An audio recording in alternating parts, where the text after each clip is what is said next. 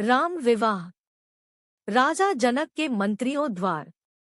राम लक्ष्मण का समाचार पाकर राजा दशरथ बड़े आनंदित हुए। धनुर्भव की बात सुनकर तो उनके आनंद का ठिकाना न रहा। महल में जाकर उन्होंने सब समाचार रानियों को सुनाए। रानियां भी फूली न समाईं। उन्होंने ब्राह्मणों को दान दक्षिणा दी। गुरु वशिष्ठ की आज्ञा लेकर राजा दशरथ बारात की तैयार कराने लगे। वर्टिकल बार, हाथी, घोड़े और रथ सभी सजने लगे। छैल छबीले सवार घोड़े नाचने लगे। गुरु वशिष्ठ और राजा दशरथ दिव्य रथों में बैठे वर्टिकल बार चतुरंगिणी सेना के साथ बारात चल पड़ी और 5वें दिन मिथिला जा पहुंची। राजा जनक ने नगर के बाहर आकर बारात का स्वागत किया और भली भांति सजाए गए जनवासे में सबको ले जाकर यथायोग्य ठहराए।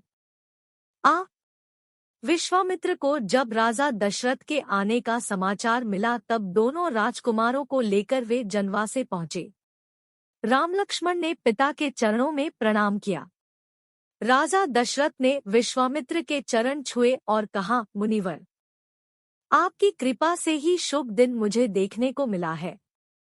राजा जनक की सारी नगरी जगमग कर रही थी। एक एक घर, एक एक द्वार वंदनवारों से सजा था। चारों ओर मंगल गीत सुनाई दे रहे थे। राजमार्ग और राजमहल में दर्शकों की अपार भीड़ थी। विवाह मंडप मणियों और हीरों के फूल पत्तों से सजा था। मणियों के बने भौरे और तरह-तरह के पक्षी विवाह मंडप पर जड़े थे, जो हवा चलने से गूंजते कूजते थे। चारों राजकुमारों को लेकर गुरु वशिष्ठ के साथ महाराज दशरथ विवाह मंडप में पधारे। बहुमूल्य वस्त्रों और आभूषणों से सुसज्जित चारों राजकुमारियों को लेकर राजा जनक भी मंडप में आए। राजमहल की अनेक स्त्रियां भी सजकर विवाह देखने पहुंची। राजा जनक सीता को दिख आकर महाराज दशरथ से बोले, राजन, यह मेरी बड़ी बेटी सीता है, जो मुझे हल चलाते समय पृथ्वी से मिली थी। आपके वीर पुत्र श्रीराम ने मेरा प्रण पूरा कर इसे वरण करने का अधिकार प्राप्त किया है। वर्टिकल बार, यह मेरी दूसरी पुत्री उर्मिला है और ये दोनों कन्याएं मेरे छोटे भाई कुशध्वज की है। बड़ी का नाम मांडवी है और छोटी का श्रुतकीर्ति। मेरी इच्छा है कि सीता के विवाह के साथ इनका भी विवाह हो जाए। लक्षण के लिए उर्मिला को, भरत के लिए मांडवी को और शत्रुघ्न नये को स्वीकार कर मुझे कृतार्थ करें। जनक के प्रस्ताव को राजा दशरथ ने सहर्ष स्वीकार कर लिया। तब अग्नि के सामने चारों कन्याओं को अपने अपने पतियों के हाथ में सौंपते हुए राजा जनक ने कहा कि इन कन्याओं को मैं तुम्हारे हाथ सौंपता हूँ। ये छाया की भांति तुम्हारे साथ रहेंगी। तुम इनका पाणिग्रहण करो।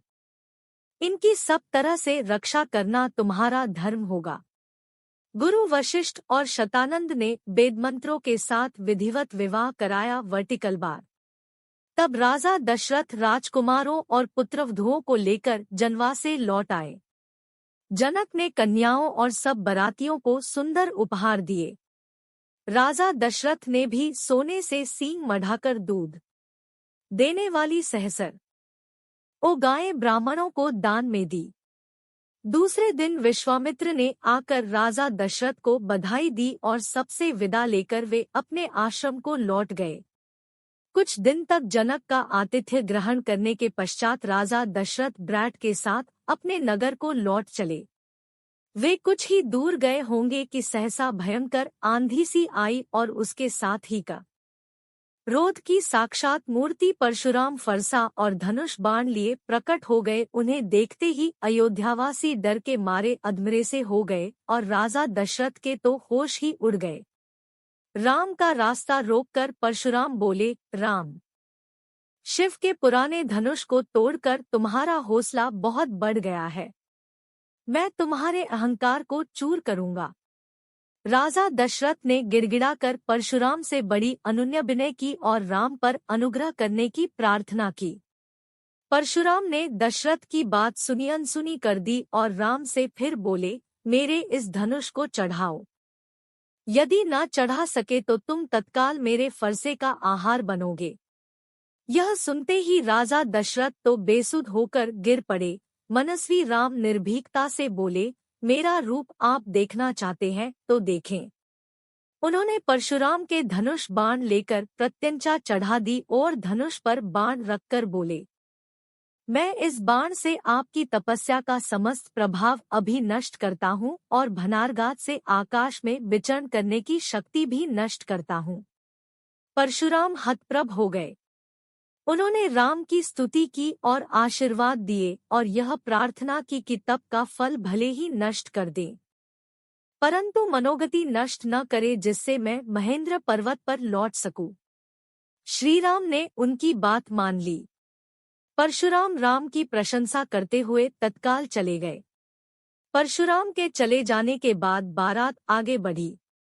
बारात के पहुंचते ही अयोध्या में घर घर आनंदोत्सव होने लगे। गलियों में शंख और मृदंग की ध्वनि गूंज उठी। स्त्रियों ने मंगलगान किए और फूल बरसाए। रानियों ने पुत्रों और पुत्रवधुओं की आरती उतारी। उस समय राजा दशरथ के भवन की शोभा देखते ही बनती थी। राजकुमार शीलगुण संपन्न पत्नियां पाकर बड़े प्रसन्न थे। सीताजी के अनुपम रूप, गुण और सेवा से श्रीराम और सास-ससुर सब प्रकार से संतुष्ट थे। राजकुल में दिन दिन सुख समृद्धि की वृद्धि होने लगी। समस्त कौशल राज्य का भाग्य जग गया।